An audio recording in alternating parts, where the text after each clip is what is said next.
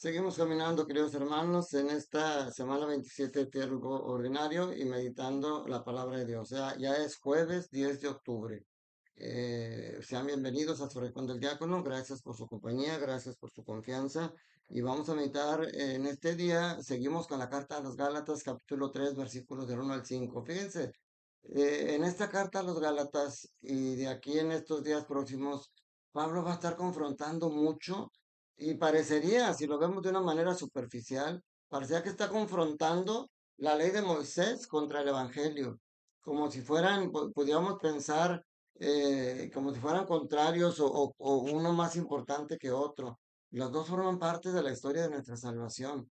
Sin embargo, lo primero que le reclama o por lo que lo reprende Pablo a los Gálatas y nos podría reprender a nosotros es porque no entienden todavía lo que es la muerte de Jesús en la cruz, la muerte de Jesús en la cruz. Seguimos renegando del dolor, seguimos renegando del sufrimiento y no es que lo tengamos que buscar, o sea, los católicos no somos masoquistas, pero sabemos que la cruz forma parte de la vida del cristiano. Y entonces es lo primero que les empieza a decir. Les dice, insensatos, ¿qué los ha ofuscado para que no le hagan caso a la verdad, siendo que así les hemos presentado vivamente a Jesús clavado en la cruz? Y luego, el tema que les decía, dice, solo le quiero preguntarles una cosa. ¿Han recibido el Espíritu Santo por haber hecho lo que mandaba la ley de Moisés o por haber creído en el Evangelio? Fíjense, hay que recordar, les está hablando no solamente a los judíos que viven aquí, está hablándole a los paganos. Recordemos que Pablo predicaba más a los paganos, ya lo decíamos ayer. Entonces realmente los paganos ni siquiera conocían completamente la palabra de Dios. Por eso dice, tan insensatos son ustedes que habiendo comenzado movidos por el Espíritu, quieren terminar haciendo obras meramente humanas.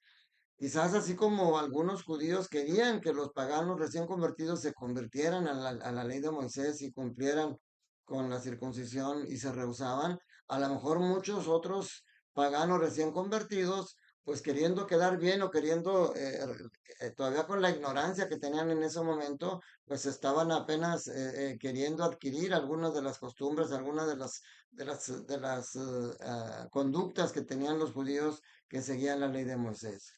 Por eso les dice, y les hace conscientes de que el Espíritu Santo les ha dado muchos dones y carismas. Por eso les dice, han recibido en vano tantos favores. Espero que no. Y termina diciéndoles hoy, vamos a ver. Dice, cuando Dios les comunica el Espíritu Santo y obra prodigios en ustedes, lo hace porque han cumplido lo que manda la ley de Moisés o porque han creído en el Evangelio. Sea, teniente, les quiere hacer claro que aquí lo importante, no, y lo vamos a ir viendo, puede crear cierta confusión este hecho de que, entonces Pablo está rechazando la ley. Jesús dijo, yo no vine a abolir la ley, vine a darle plenitud. O sea, lo importante de la ley de Moisés y del Antiguo Testamento es que todo eso tiene cumplimiento en Cristo. Eso es lo que no se nos debe olvidar, pero vamos por partes, estos días seguiremos meditando lo mismo. Ayer en el Evangelio de Lucas, capítulo 11 versículos de 5 al 13, continuación de ayer. Ayer les decía Jesús a los discípulos, los enseñó a orar. Les enseñó la oración. Por eso siempre que la oramos decimos, y cuando en la misa oramos el Padre Nuestro, decimos que es la oración del Señor. Es la única que Jesús nos enseñó para que oráramos. Y ahora les hace ver la importancia de la persistencia en la oración. O sea, porque a veces queremos que, pues, oye, no, yo ya le pedí a Dios y no se me ha cumplido lo que le pedí. Espérame, aparte, Jesús no es la lámpara de Aladino. No te va a estar cumpliendo todos tus caprichos. Pero si tú lo que tú le pides realmente tiene sentido, insiste, ten paciencia para ejemplificárselos, como siempre Jesús usa parábolas muy sencillas. Dice, supongan, algunos de ustedes tienen un amigo que viene a medianoche. Imagínense a medianoche. A veces la parábola trae exageraciones, ¿verdad? Para que poder entender la magnitud de lo que quiere decir. ¿Quién va a llegar a medianoche a visitar a un amigo? Obviamente solo que le haya pasado algo grave, que haya tenido que salir y que esa sea la única hora, pero ¿quién llega a visitar a medianoche a un amigo?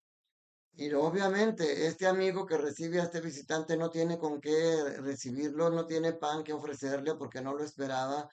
Y volvemos a la siguiente. A ti se te ocurriría ir a media noche con un amigo a despertarlo para pedirle pan, para darle a este amigo que está viniendo contigo y que no tienes con qué atenderlo.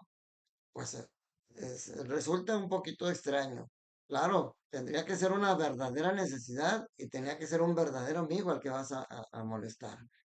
Y entonces dice Jesús, pues este amigo, aunque no salga porque eres su amigo, saldrá para que ya no lo estés molestando a darte lo que le estás pidiendo.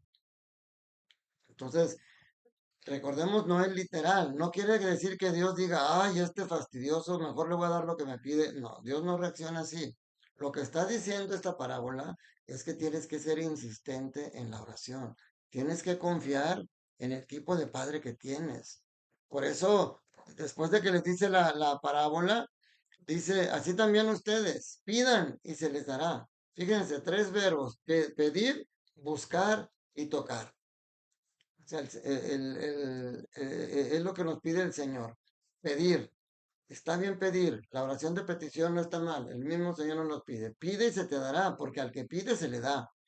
Y luego dice, busquen, busca el reino de Dios y su justicia. La búsqueda es una actividad importante en nuestra vida. Buscar a Jesús, que ahí está, pero que a veces no lo vemos. Pero si buscamos, lo vamos a encontrar. Dice, busquen y encontrarán, porque el que busca, encuentra. Y finalmente dice, toquen y se les abrirá.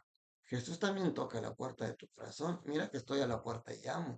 Si me abres, mi Padre y yo entraremos y haremos nuestra morada en ti.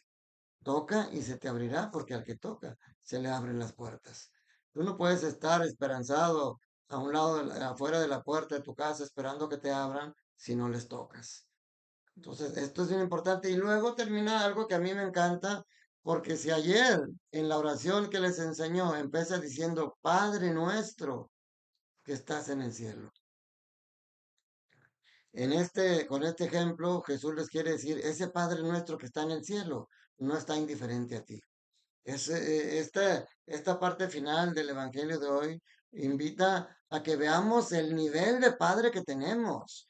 No es como escuchaba el padre Ernesto María Caro que en una ocasión que estaba con los niños del catecismo hablándoles del amor del padre y de lo que es el padre, que les dijo a los niños, nuestro padre es como tu papá.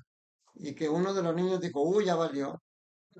Y dice, ¿cómo que ya valió? ¿Por qué dices que ya valió? No, pues si el padre, si Dios es como mi papá, o mi papá me maltrata, se emborracha, me insulta, me trata mal, pues ¿qué voy a esperar? Pues entonces no, por eso este último es muy hermoso porque dice el Señor Jesús, dice, ¿habrá entre ustedes algún padre que cuando su hijo le pida pan le dé una piedra? Imagínate qué extremos va. Cuando le pida pescado, le dé una víbora. O cuando le pida huevo, le dé un alacrán. Obviamente, nadie en su sano juicio haría eso. Y sin embargo, ese pan, ese, ese pan, uy, permíteme, ese pescado y esa piedra representa lo que el niño te pide y necesita de ti. Necesita amor.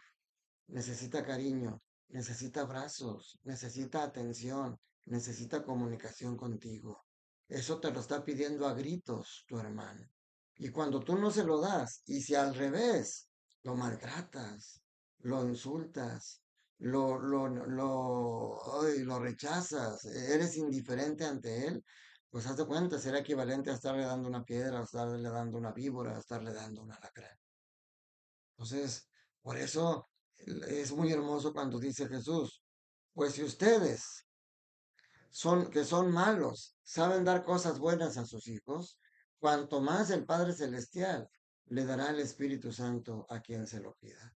Fíjate, no dice cuanto más el Padre Celestial te dará todo lo que pidas, porque no todo lo que pedimos lo pedimos para nuestro bien, pero algo que sí es para nuestro bien y es siempre en cualquier momento es la presencia del Espíritu Santo en nuestra vida y en nuestro corazón.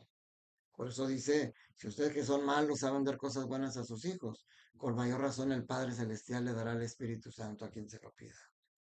Vuelvan a leer esto, mis hermanos. Vuelvan a leer el de ayer y hoy, juntos. Lean el Padre Nuestro o recen el Padre Nuestro antes de leer esto y medítenlo para que vean cómo es el Padre Dios contigo.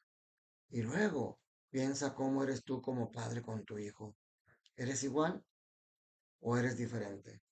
Te lo dejo de tarea y me lo dejo de tarea. A mí también. Porque a nosotros, a mí que soy diácono, los diáconos nos dicen padre, a veces también los feligreses, porque tenemos el mismo orden sagrado. El sacramento del orden tiene diferente nivel, obispos, sacerdotes y diáconos, pero no son diferentes sacramentos en sí mismos. Es diferente porque no recibimos la misma misión. Pero a lo que voy es que es un gran compromiso cuando me dicen padre porque yo tengo que ser como el Padre Dios, como Dios. Yo como diácono tengo que reflejar la imagen de Cristo siervo y es un compromiso tremendo, por eso les pido oración para mí. Tengo que ser servicial, la gente tiene que ver en mí la presencia de Cristo siervo, de alguien que está para ayudarlos en el momento que lo necesite. Somos humanos, a veces fallamos, pero con la oración de ustedes podemos hacerlo. Ustedes como padres de familia también están llamados a representar la figura de Dios Padre en su atención a sus hijos. Mi oración para ustedes para que lo cumplamos bien. Que la bendición de Dios Todopoderoso, Padre, Hijo y Espíritu Santo, descienda sobre ustedes, sus familias, trabajos, escuelas y permanezca para siempre.